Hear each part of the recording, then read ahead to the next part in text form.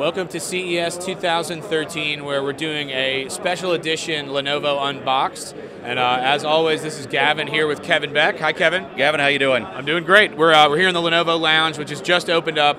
Loads of people here, and we wanted to show off the Thinkpad Helix, which has officially announced after many rumors and false starts in the press. Kevin, this is I think, a fairly significant product in the Thinkpad line. It's another one of our convertibles, right? That is correct. There's a lot of products in the market, including ones by us, that are compromised in some way. They're either a tablet, like our Thinkpad Tablet 2, great product, and it kind of can become a laptop if you attach a keyboard to it, right? And then you've got things like our Yoga, which are primarily a notebook, primarily an ultrabook, and then it has tablet functionality. So what we've got here is the Thinkpad Helix, which is first and foremost a Thinkpad Ultrabook, but is also a tablet, we think, with much less compromise than any other product we've made or anything else in the market. Okay, and there's before we get into it, tell me what's different about this than the things we've made before. I know the base and the design and that sort of thing seems like a new one, even among all these other convertibles. But tell me what kind of stands out the most about it, and then if you want to get into some of the specs and all that, that'd be great. Sure. Okay, I'll explain what it is. It is first and foremost a 20mm Ultrabook with 10 hours of battery life. Right. That's sort of the bottom line of what it is as a notebook, but it has one significant feature, which is that the entire guts of the PC are actually behind the screen, right? So we think one of the key differentiating factors of this is the way that we've managed the thermals and the processor performance. So this is up to a full performance i7. Almost all the tablet products in the market, and in fact all we've seen, make compromises by throttling the processor speed down when it's in tablet mode, and we do the same, right? You can only manage so much heat when you're holding it as a tablet, so that's 9 watts of the 17 watts the processor can actually use. So what did we do to then accommodate this, the heat that is no doubt generated by a Core i7 processor? Right. So when we dock this, what we've got are 2 additional fans right here that go through the air path of the slate portion, boost the airflow, and let us get in the docked Ultrabook mode a full 17 watts of Core i7 performance. Wow, okay. And just out of curiosity, if we had not done that, you couldn't pull this off, right? You couldn't pull off a Core i7 in a tablet like this, right? Oh, you could put it in there, you just never get the full performance out of it. Okay, I got you. So it takes the teapot off the stove, so to speak. Right. You get what you're paying for is the way I look at it. Right. If you're paying for a Core i7 that can run up to 17 watts, you want to get that full performance out of it. And that's what these fans let you do. Fair enough, and you get what you pay for. I know this is not our cheapest product. This is starting in the U.S. at about $14.99. Right. But Premium convertible Ultrabook. You get what you pay for. Right, again, absolutely. Tell us some more about the specs. I'd like to hear about the display. I know that's one of the sort of outstanding things. 11.6-inch full HD display, 400 nits with Gorilla Glass to protect the screen. Okay, and I'm not a techie, but the 400 nits I know is significant. That's the brightness, right? Yeah, that is a very significant level of brightness for an Ultrabook screen. And the IPS plays into how well you can view it from angles, the right? Angle, viewability angle when turned side to side, which is particularly important when you're in tablet mode, obviously. Yeah, okay.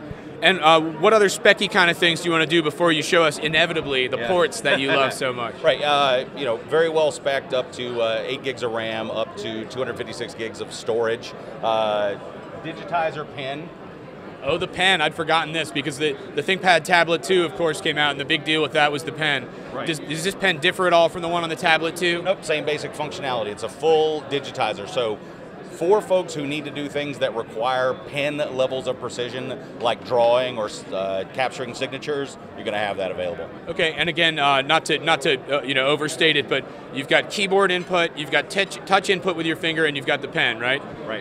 And with your fingers, how many finger touch do we have? 10 finger touch. So 10 finger touch, you can play the piano on it theoretically, like we do on our A720 with the app. And let me show you one other thing that's unique in this form factor of anything that we've seen so far, and certainly anything we've made. Is that when you pull this off as a slate, as a tablet, you can certainly use it in this mode. You get about 6 hours of battery life here. There's a 10 total, about 6 here and about 4 in the base. And the weights are actually pretty evenly matched. It's right at 3.7 pounds, just about evenly split weight between the two. So you can take this with you and only use this. You could leave this at home if you wanted, but we do have a number of customers who are used to using this in the more classic convertible spin around type tablet mode. So we wanted to make sure that the customers who are used to using that form factor and who wanted the full 10 hours of battery life could keep using their new PC the way that they always used it. So we made the Hinge Bi-Directional. You can actually click this down. Now, I said before you get 17 watts when it's clicked in. That's when it's turned in normal Ultrabook laptop mode. In this mode, it's 13 watts. So you're still getting significantly more performance than if it were a Slate alone. And so now it's a docked tablet, essentially. And now it is a docked tablet with a full 10 hours of battery life. So you get to choose how much battery life you want and how much weight you want to carry. Great, and that fits in perfectly with all the ThinkPad sort of power manager and battery stretch settings that we've had over the years. That way you can choose how much performance you need or how much battery life, right?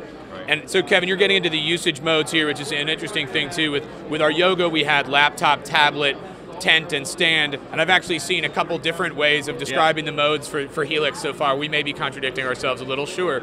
But basically the one you just showed us is kind of amazing, and I assume you can also use it as a sort of a stand in that mode when it's so basically we call the 4 modes of this: laptop, tablet, stand, and tablet plus. Okay, tablet plus being the one you just showed us, right? Exactly. And again, you can use it in that stand mode where it's kind of docked but at an angle if you want to watch a movie or just browse the web, that sort of thing, right?